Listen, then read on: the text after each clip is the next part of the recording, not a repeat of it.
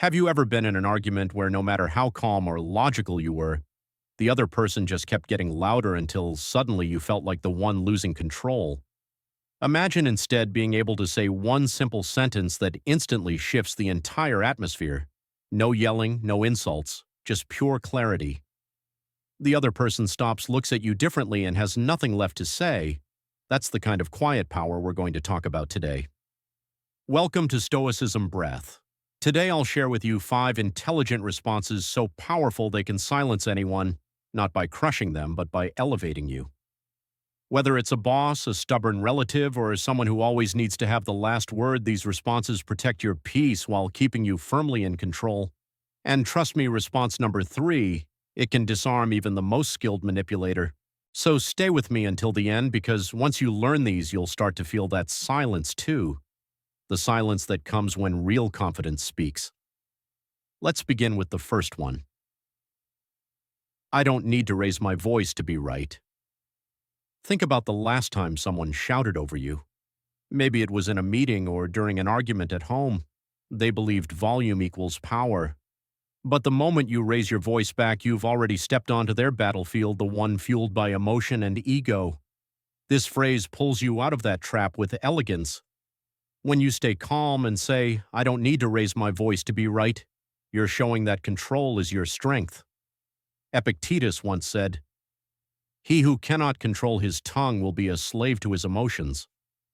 That's the essence of Stoic strength. You don't need to shout because your logic already speaks loud enough. You don't need to dominate because your composure commands respect on its own. And when others see you respond with serenity in the middle of chaos, they immediately sense who holds the real power. True leadership doesn't need noise, it needs clarity. Now let's move to the second response. The way you speak says more about you than it does about me. When someone mocks or attacks you, the easy reaction is to strike back, but that's where most people lose. This sentence works like a mirror, clean, calm, and precise. It doesn't retaliate, it reflects. You're not defending yourself or trading insults, you're simply holding up the truth for them to see. Imagine someone throwing a sarcastic comment your way. Instead of fighting fire with fire, you meet their gaze and say this phrase.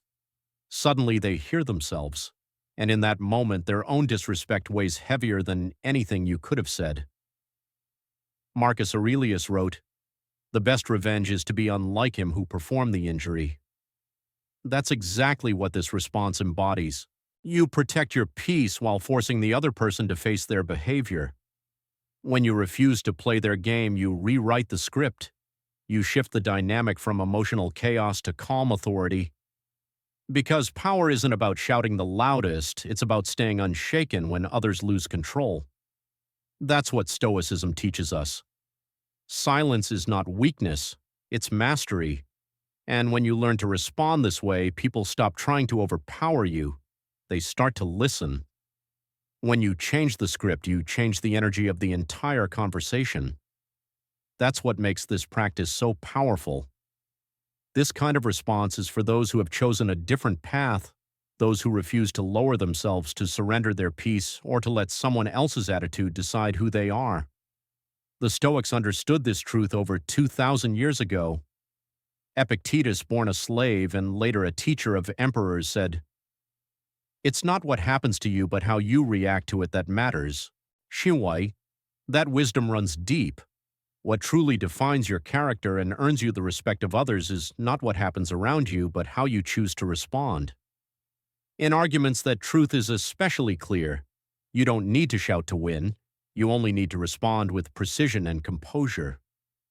Marcus Aurelius, the philosopher emperor, ruled the Roman Empire with calm authority.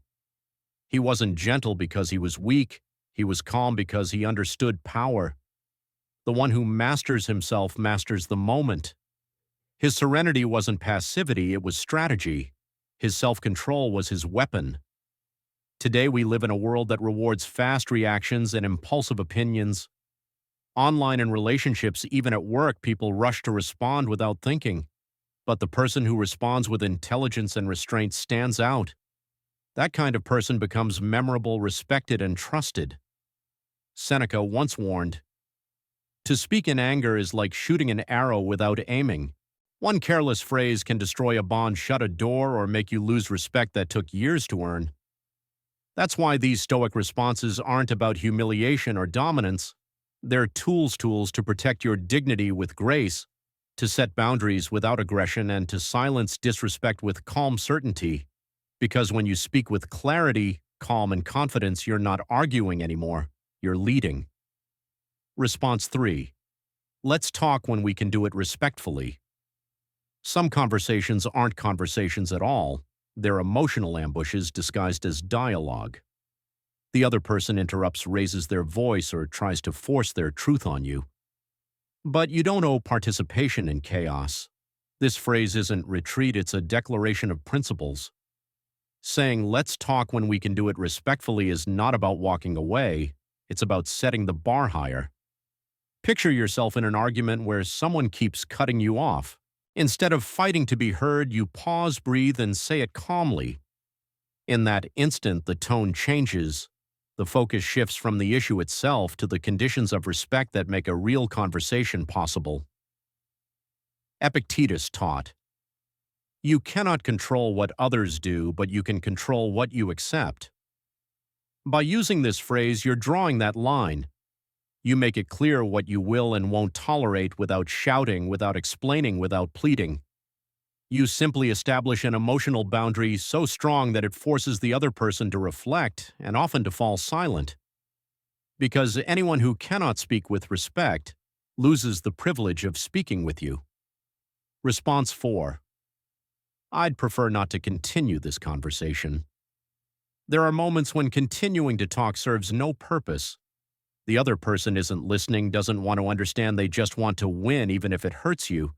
That's when this phrase becomes your armor, and that's where this next phrase becomes your shield. I'd prefer not to continue this conversation.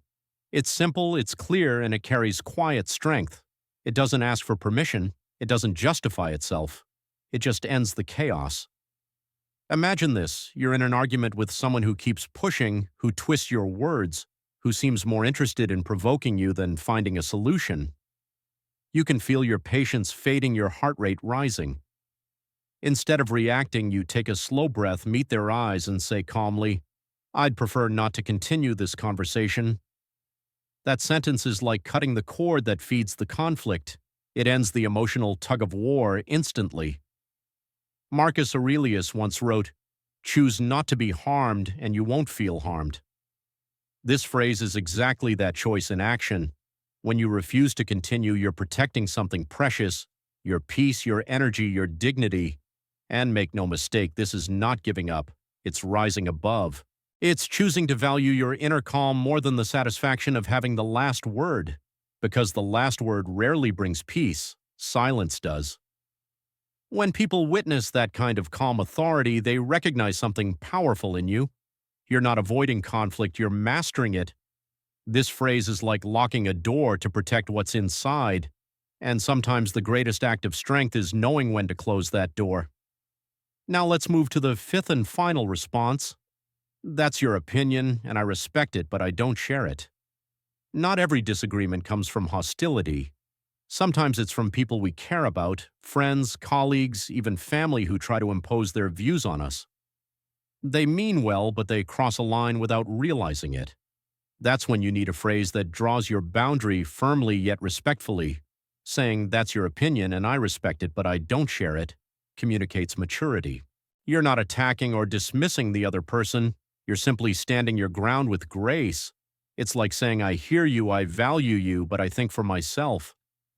Picture a friend who keeps trying to convince you to take a job you don't want, or a family member who insists their way of living is the only right one. Instead of debating endlessly, you breathe and say this phrase. Suddenly, the pressure dissolves. They can't argue against it because you've respected them while affirming your independence. Seneca once said, "To be a slave to the opinion of others is the worst of all prisons." This response is the key that unlocks that prison. It tells the world you think independently and you don't need approval to stand firm. Using this phrase regularly gives you something rare, emotional independence. And once people realize they can't manipulate or pressure you, they begin to truly respect you. Now you have 5 responses, not weapons but shields. 5 sentences that don't just defend you, they strengthen you.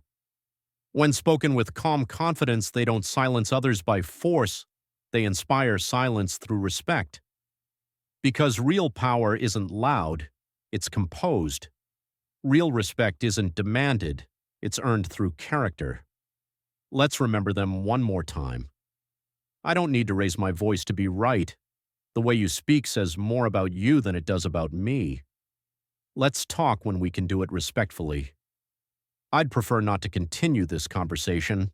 That's your opinion and I respect it, but I don't share it. Practice them. Live them. And soon you'll notice how the world starts responding differently to you, calmer, more respectful, more careful. Because you've become someone they can't provoke, can't manipulate, and can't shake. Here on Stoicism Breath, I teach you to think, speak, and act with the timeless wisdom of the Stoics, so you can live with more respect, peace, and inner strength. Subscribe and stay tuned because what's coming next will help you master the art of calm power.